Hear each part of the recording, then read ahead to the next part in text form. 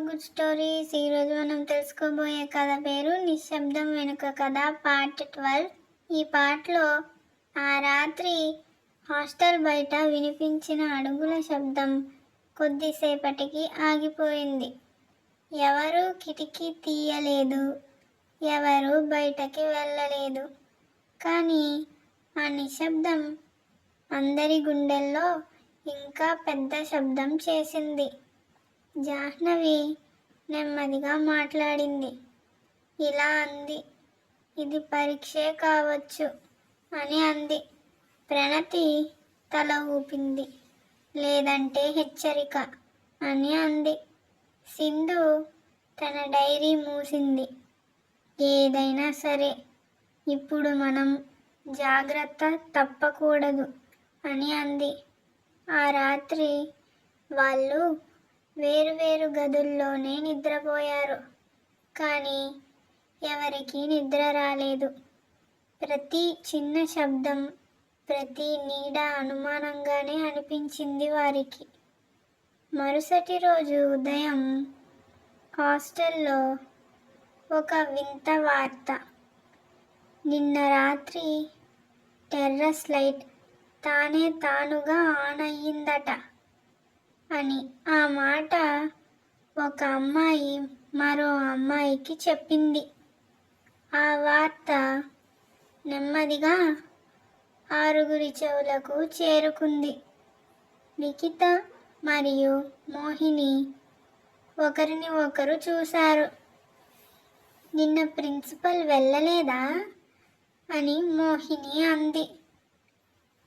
అయితే ఎవరు అని లిఖిత ప్రశ్నించింది. ఆ ప్రశ్నకు వారి దగ్గర సమాధానం లేదు. సెంటర్కి వెళ్ళిన తర్వాత ఇంకొక వింత విషయం జరిగింది. మెయిన్ బోర్డ్ దగ్గర ఒక కొత్త నోటీస్ పెట్టి ఉంది. ఈసారి ప్రిన్సిపల్ సైన్ ఉంది. ఈరోజు ల్యాబ్ మూసివేయబడుతుంది, సిస్టమ్ చెక్ జరుగుతుంది అని రాసి ఉంది. జాహ్నవి గుండె ఒక్కసారిగా ఆగినట్లు అయింది. నిన్న ఆ బ్యాకప్ ఫోల్డర్, ఈరోజు ల్యాబ్ మూసివేత. ఇది కోఇన్సిడెన్స్ కాదు. ప్రణతి నెమ్మదిగా అంది. ఎవరో డేటా దాచుతున్నారు. ఆనంది భయంగా చూసింది. మనల్ని చూసి అని అంది. సింధు నెమ్మదిగా కానీ గట్టిగా అంది, అవును. లంచ్ టైం ఈసారి అందరూ విడివిడిగా కాదు, అనుకోకుండా స్టోర్ రూమ్ దగ్గర ఒక చోట చేరిపోయారు.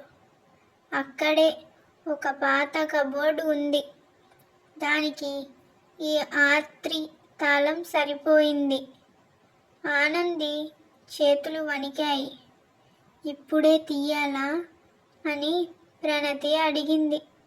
జాహ్నవి ఒక క్షణం ఆలోచించి ఇప్పుడే అని అంది. ఆనంది తాళం తిప్పింది. కబోర్డ్ తలుపు తెరుచుకుంది. లోపల పాత ఫైల్స్ ఉన్నాయి.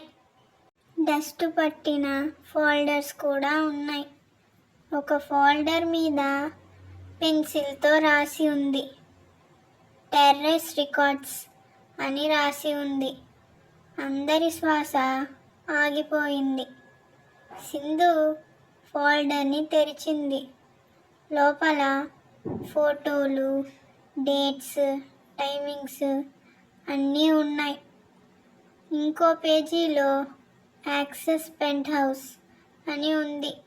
ఎవరి పేర్లు లేవు, కానీ ఒకే హ్యాండ్ రైటింగ్. మోహిని నెమ్మదిగా అంది, ఇవి ఎవరికీ చూపించకూడదు అని అంది. అప్పుడే బయట అడుగుల శబ్దం భారీగా స్టోర్ రూమ్ వైపే వస్తున్నట్లు వారికి అనిపించింది. ఎవరో వస్తున్నారు అని లిఖిత మెల్లగా అంది. జాహ్నవి వెంటనే ఫైల్ మూసింది.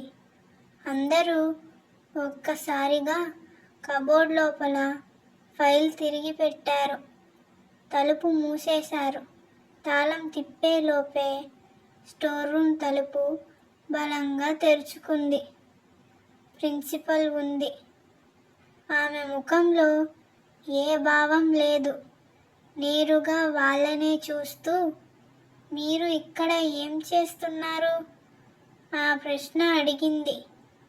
ఆ ప్రశ్న చాలా సాధారణంగా ఉంది, కానీ ఆ స్వరం చాలా లోతుగా ఉంది. ఆరుగురు ఒక్కసారిగా ఏం చెప్పాలో తెలియక నిలబడ్డారు. ఈసారి వాళ్ళు గమనించబడుతున్నారు అనే భావన కాదు, వాళ్ళు పట్టుబడ్డారు. ఇప్పుడు ఏం జరుగుతుంది? ఆమె వాళ్ళని అక్కడే ఆపుతుందా, లేదా ఏమీ తెలియనట్లు వెళ్ళిపోతుందా?